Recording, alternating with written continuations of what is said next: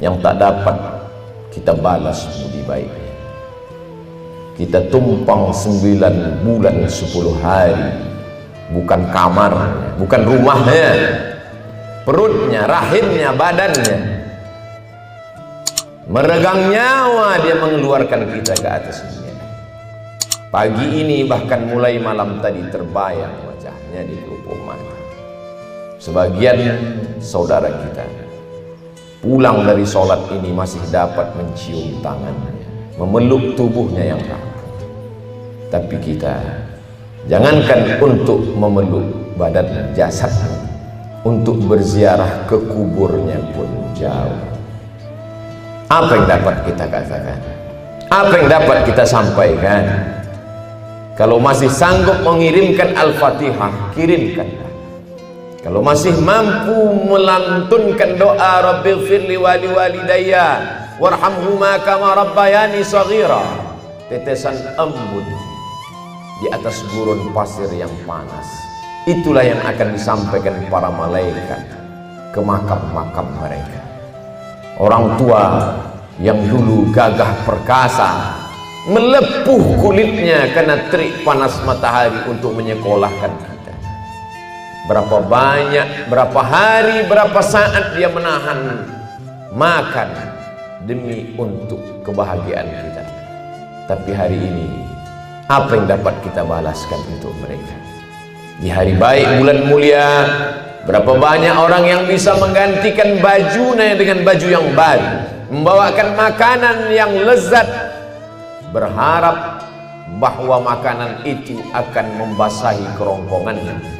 Tapi kita yang tak dapat membalas, kita dapat berkirim sedekah.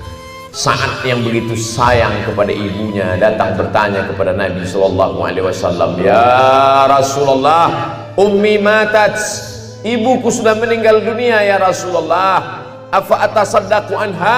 Kalau aku bersedekah, apakah sampai pahalanya untuk dia? Apakah sedekahku itu hanya untuk aku saja? Apakah yang mendapatkan pahalanya cuma aku ya Rasulullah?" Apa jawab baginda? Tasaddaq, bersedekahlah saat pahalanya sampai. Oleh sebab itu yang berkurban untuk orang tuanya, maka pahalanya sampai. Dia mendapatkannya, orang tuanya pun juga mendapatkan aliran pahala untuknya. Lalu kemudian saat bertanya, ayu sadaqatu afdal, apa sedekah yang paling afdal ya Rasulullah? Nabi menjawab, saqyul ma, memberikan air minum. Jazirah Arab, gurun pasir kering kerontang, panas terik. Apa yang bisa meringankan beban orang lain? Membuatkan sumur bor, menyiapkan air minum, maka buatlah itu. Negeri gemah ripah roh jenami, tongkat dan batu jadi tanaman, untaian zamrud katulistiwa, subur, air melimpah ruah. Tapi masih ada anak-anak yatim yang belum bisa bersekolah, bayarkan. Ada masjid yang masih perlu bangunan, sambungkan. Ada tanah kosong yang perlu diwakafkan sehingga bisa mendirikan hotel. Kenapa mesti hotel? Bicara tanah wakaf hilang, tak bermakna, hanya sebagai tempat perkuburan. Berhenti, stop. Tidak, ternyata di atasnya dibangun hotel, dibangun ruko. Hasilnya disalurkan untuk fakir miskin dan duafa. Dengan niat ayah dan ibu, mengalirlah pahalanya sampai ke makam mereka. Hari ini kita berkumpul, hari ini kita berzikir, hari ini kita bertakbir mengagungkan asma Allah. Allahu Akbar, Allahu Akbar, Allahu Akbar, la ilaha illallah, wallahu Akbar.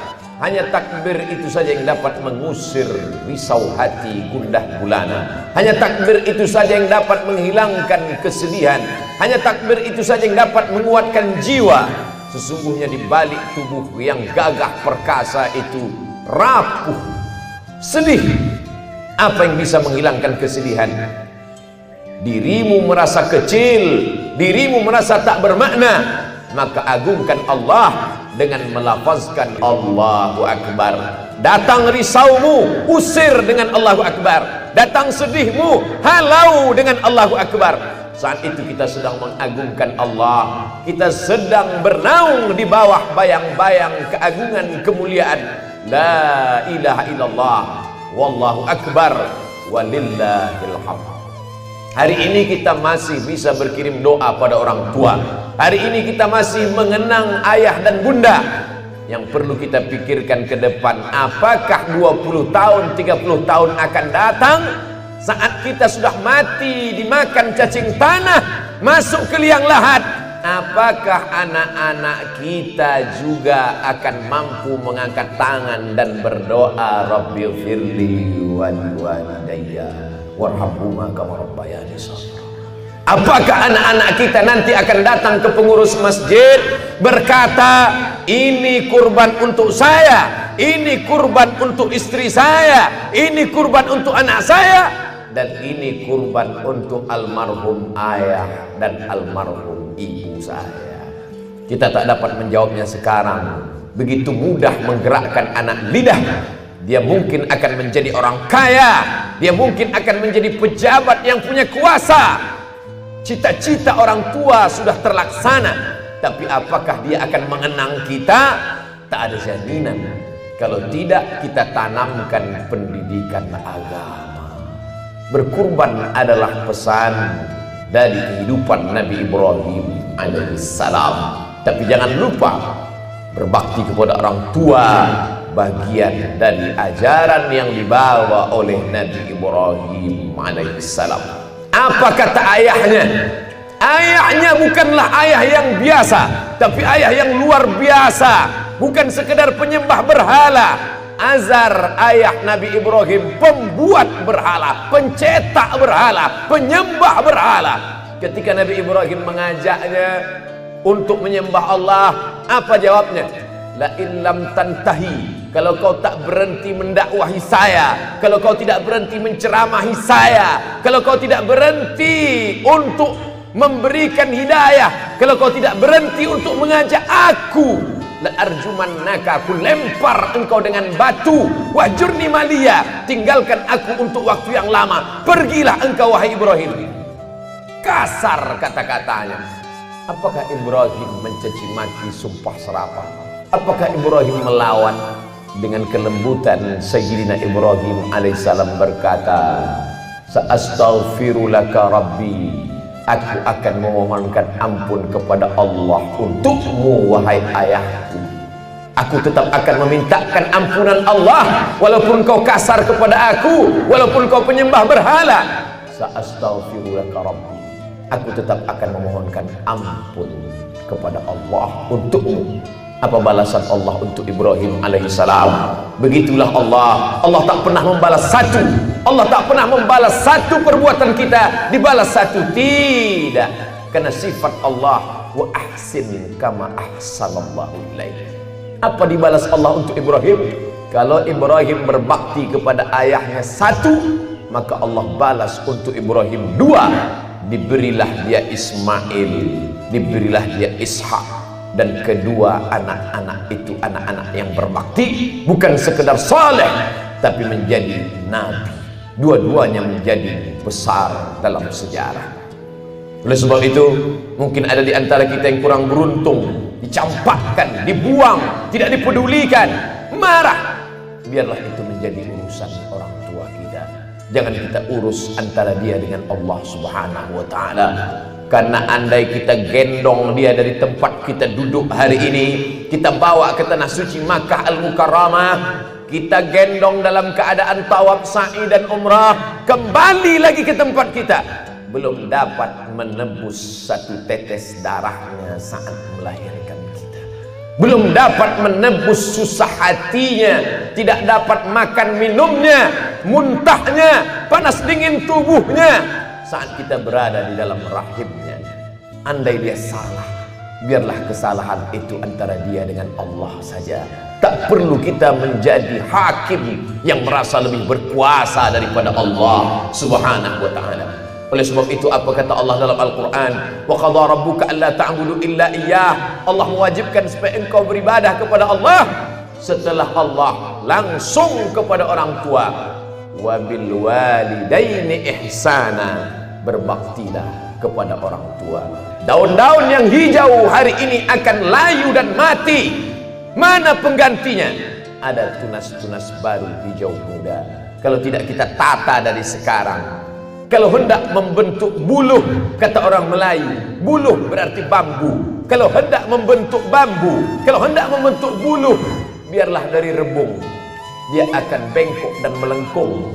Dia akan menjadi jambangan di tengah taman. Tapi kalau dia sudah menjadi bambu keras, hanya ada dua kemungkinan. Kalau tidak dia patah, atau kepala kita yang akan pecah. Oleh sebab itu sebelum dia hancur, mari kita didik, mari kita bentuk. Hari ini kita bawa anak-anak sholat berjamaah. Hari ini kita bawa mereka menghadap Allah. Muru auladakum bis salah. Suruh mereka melaksanakan sholat. Wahum abna'u sab'a sinin. Ketika mereka berumur 7 tahun. Kalau 7 tahun sudah sholat, apa maknanya? 5 tahun sudah menghafal surat-surat pendek. 4 tahun sudah mulai membuka Iqra. 7 tahun dia sudah hafal Iftitah. Sudah melekat di kepalanya Al-Fatihah. Dan sampai pada puncaknya selesai sholat, dia pandai pula bertasbih, bertahmid, bertakbir. Dan dia akan mendoakan kita, akan mengirimkan bacaan Al-Quran. Dan saat dia berjaya, berhasil dalam hidupnya, dia punya uang, dia tidak hanya memikirkan rumah yang besar, dia tidak hanya memikirkan kendaraan yang mewah, tapi dia pikirkan gelapnya kuburan kita, dia pikirkan sempitnya alam barzakh kita. Dia akan berdoa, lapangkan kuburan orang tua. Allahumma ja'al qabrahu raudatan min riyadil jinan. Jadikan kuburnya salah satu dari taman-taman surgamu. La taj'al qabrahu hufratan min hufarin niran. Jangan jadikan kuburnya salah satu dari lubang neraka, ya Allah. Dapatkah kita mencetak generasi seperti itu di masa akan datang? Jawabannya ada pada apa yang kita tanam hari ini. Padi ditanam, belum tentu tumbuh rumput. Apatah lagi rumput itu betul yang kita tanam, tak akan pernah tumbuh padi. Oleh sebab itu, sedangkan baik pun kita buat, kita daftarkan pun mereka ke pondok pesantren, mungkin dia akan lari. Kita masukkan dia ke pondok tahfiz Al-Quran mengaji, mungkin dia akan melawan. Sabarlah, karena sesungguhnya itulah investasi jangka panjang yang sudah mendidik anak-anak pendidikan agama, alhamdulillah. Tapi yang masih belum, ma ta'buduna min ba'di, kata Yaqub alaihi salam. Hai anak-anakku, ma ta'buduna min ba'di, sesudah aku mati nanti kalian akan menyembah apa? Internet, televisi, game online, PlayStation, judi online. Tidak ada di zaman kita. Ini akan menjadi senjata luar biasa. Berapa banyak orang tahu pengajian dari internet, betul, tapi dia pisau bermata dua. Berapa banyak yang rusak isi kepalanya. Kita sangka memberikan gadget itu sayang, ternyata kita sudah memberikan pisau yang mencabik-cabik, merobek urat nadinya. Dia tidak mati, dia tetap hidup, tapi jiwanya mati. Dia hanyalah jasad yang berjalan. Tak lagi ada sopan santun tata krama, tak lagi ada cium tangan, peluk dan tetesan air mata. Kenapa? Karena hati sudah menjadi keras. Ada yang bisa menghitung berapa hembusan nafas paru-paru. Ada yang bisa menghitung berapa nikmat besar karunia Allah. La in syakartum, kalau kau syukuri nikmat ini, la azidannakum, akan kutambah, kata Allah. Wala in kafartum, tapi kalau kau kufur berarti tutup. Tak kau nampakkan nikmat ini. Seolah-olah tak pernah ada nikmat sehat. Seolah-olah tak pernah ada nikmat jabatan. Seolah-olah tak pernah ada nikmat ilmu pengetahuan. Seakan-akan kau hidup dibesarkan angin, seakan-akan kau ada di atas dunia tanpa kuasa Allah. Saat itulah azab sebenarnya sudah turun.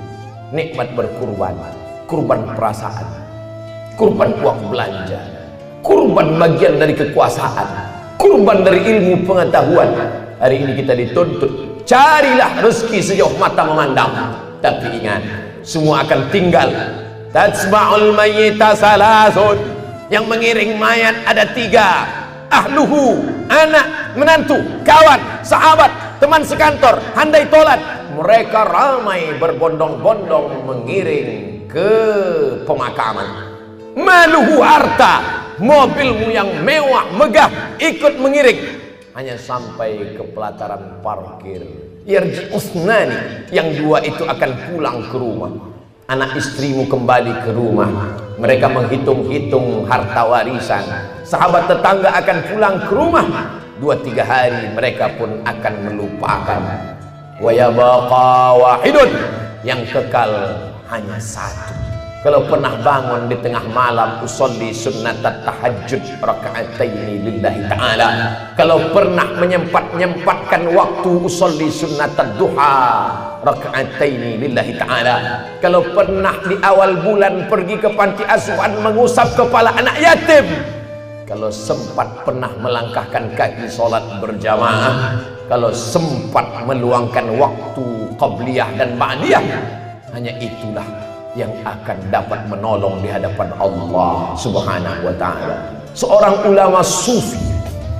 Sufi diambil dari kata safa, suci hati dari sifat takabur, angkuh, sombong, dunia. Berjumpa dengan seorang ulama yang punya banyak jamaah, ribuan, ratusan orang datang mengiringinya, masyhur, hebat, terkenal. Mati, akhirnya semua mati. Kullu nafsin dha'iqatul maut. Ulama sufi bertanya, wahai ulama masyhur, ya, apa yang kau dapat dari kemasyhuran, kepopuleranmu itu? Apa yang dilakukan Allah kepada engkau sekarang? Dia ambil debu, dia letakkan di tapak tangan, dia hembus dengan nafas terpur. Begitulah kemasyhuran itu hilang tak pernah. Lalu apa yang dapat menolongmu di alam barzakh? Apa yang dapat membelamu di hadapan Allah? Saat 2 rakaat di tengah malam aku sempatkan. Saat aku sempatkan membaca bagian dari ayat-ayat Al-Quran. Saat aku sempat memetik tasbih subhanallah, alhamdulillah, subhanallah bihamdihi, subhanallahil azim. Itulah yang dapat menolong di hadapan Allah Subhanahu wa ta'ala. Jabatan tinggal, kemasyhuran tak berkesan. Yang dapat menolong di hadapan Allah illalladzina amanu, kecuali iman, wa amilus salihat, dan amal-amal saleh. Faman kana yarju liqa'a rabbih, siapa yang ingin berharap berjumpa dengan Allah, falyamal amalan salihah. Allah tak minta banyak, hanya 2 saja. Falyamal amalan salihah, amal saleh. Wala yusyrik bi'ibadati rabbih ahada, tidak mempersekutukan Allah dengan apa-apa.